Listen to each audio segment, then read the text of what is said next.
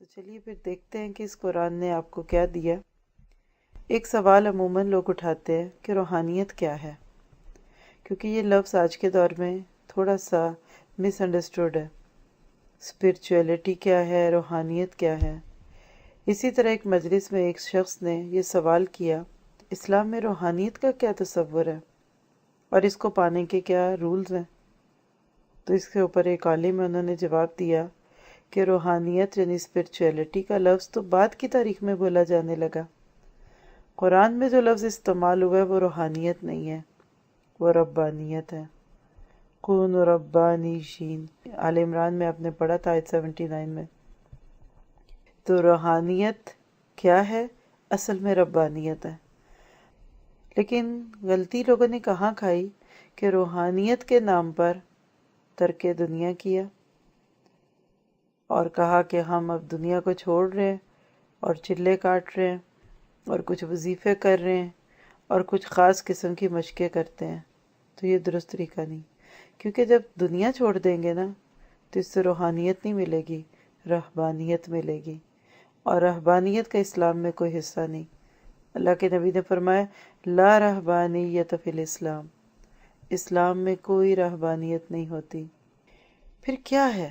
یعنی آپ خود سے پوچھئے، میں اپنے آپ سے بھی پوچھتی ہوں کہ میں اس قرآن کو پڑھنے کے بعد کیا پاتی ہوں؟ لفظی ترجمہ، گرامر، تجوید، بحثیں کرنا، کیا ملتا ہے مجھے؟ دیکھیے، یہ سارے لفظ جو میں نے بولے نا یہ لازم ہے، یہ ٹولز ہیں۔ ان ٹولز کو پا کر جو چیز آپ کو یا مجھے ملنی ہے نا، وہ کیا ہے کہ میرے اندر ایک ربانیت کا جذبہ پیدا ہو جائے۔ یعنی آپ کہہ لیجئے کہ روحانیت یا ربانیت کیا ہے کہ انسان کے اندر کی شخصیت ربانی شخصیت بن جائے۔ ایک انسان اس دنیا میں رہتے ہوئے اللہ اور آخرت کے تصور میں جیے، اس دنیا میں رہتے ہوئے اس کو اپنا ٹھکانہ آگے دکھے، یہاں لوگوں کی نظروں سے خود کو نہ پرکھے کہ لوگوں کو میں کیسا لگتا ہوں، بلکہ اللہ کی نگاہوں سے دیکھے کہ اللہ کو میں کیسا لگتا ہوں۔ اس دنیا میں نفع نقصان نہ دیکھے، آخرت کے نفع نقصان کو دیکھے۔ لیکن یہ درجہ کب ملتا ہے؟ یہ درجہ جب ملتا ہے جب انسان کی سوچ بدل جاتی ہے۔ دنیا آپ کے پاس ہے، آپ کی سوچ بدل گئی، سب آپ کے ہاتھ میں ہے، دل میں نہیں ہے۔ تو آپ کہہ سکتے کہ مادی دنیا کو چھوڑ کر نہیں، مادی دنیا میں رہ کر انسان کی سوچ کے بدلنے سے ربانیت آتی ہے۔ یہ انسان کا تھاٹ پروسیس ہے، سوچ موو ہو جاتی ہے، نہ کہ جسم موو ہو جاتا ہے۔ قرآن پاک نے اس کو تبسم بھی کہا ہے۔ جتنا آپ اللہ سبحانہ تعالیٰ کی ذات پہ غور کریں گے، اس کے کلام پہ آپ غور کریں گے، کیوں بنایا، مقصد کیا تھا۔ اللہ تعالیٰ کہتے ہیں ایسے متوسمین کے لیے بہت نشانی ہے۔ تو مجھے ایسے لگتا ہے کہ روحانیت ذہنی طور پہ بیدار ہونے کا نام ہے۔ پھر انسان اللہ کا ذکر بھی کرتا ہے نا تو وہ ذکر کثیر بن جاتا ہے۔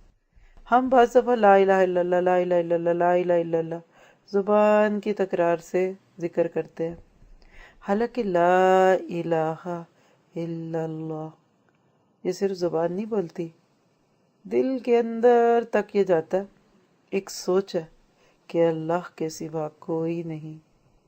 پھر انسان مادی چیزوں میں اللہ کی نشانیاں دیکھتا ہے، دنیا میں اس کو بہت سارے تجربات ہوتے ہیں، لیکن اس سے وہ آخرت کے سبق حاصل کرتا ہے۔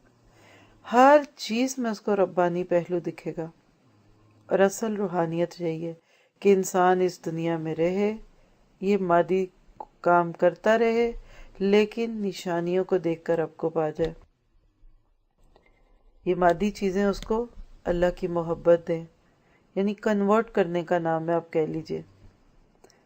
جیسے آپ ڈالر کو کنورٹ کرواتے ہیں نا دوسری چیزوں میں، تو کرنسی پہ ہر ملک میں چلتی ہے، بالکل اسی طرح سے جو دنیا کی زندگی میں رہتے ہوئے انسان فیل کرتا ہے نا مختلف معاملات میں، حالات میں، اس کو اپنی روح کے ساتھ جوڑے، اور اس کے لیے آپ کو دنیا میں رہنا پڑے گا۔ اس دنیا میں رہتے ہوئے اللہ سے تعلق جوڑنا ہے۔ باتیں تو مشکل کر رہی ہوں، لیکن آج کی شیئرنگ یہی تھی کہ اس قرآن کے بعد اپنے آپ کو ربانی بنائیں۔ وَلَٰكِن كُونُوا رَبَّانِيِّينَ، بلکہ تم بن جاؤ رب والے۔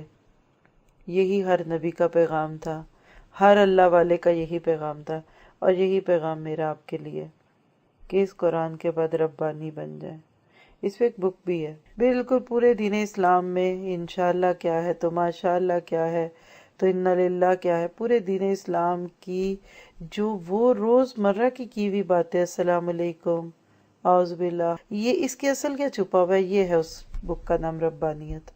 تو آپ لوگ سنیں گے تو مجھے امید ہے کہ آپ کے اندر یہ چیز آئے گی۔ اللہ تعالیٰ سے دعا کرتے ہیں کہ اللہ تعالیٰ ہمیں اپنا قرب دے، ہم سے راضی ہو جائے، ہم سے ناراض نہ ہو، ہمارے کسی معاملے پہ ایسا نہ ہو کہ وہ ہمیں پکڑ لے۔ جزاک اللہ خیر۔ السلام علیکم ورحمۃ اللہ وبرکاتہ۔